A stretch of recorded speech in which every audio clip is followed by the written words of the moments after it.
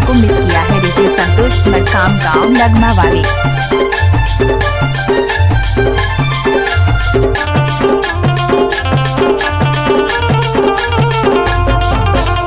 जिसके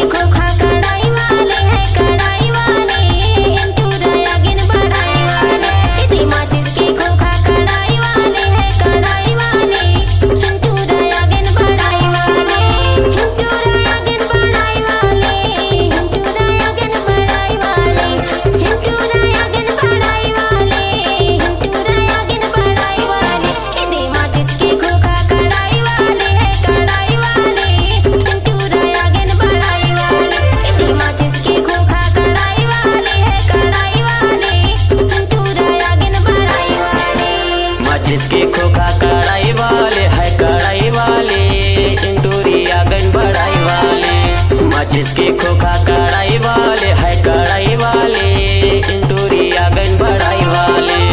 इंटूरी आंगन बढ़ाई वाले इस बार धमाका लेकर आ रहा है डीजे संतोष मरकाम नगमा वाले। आंगन बढ़ाई वाले इंटूरी आंगन बढ़ाई वाले।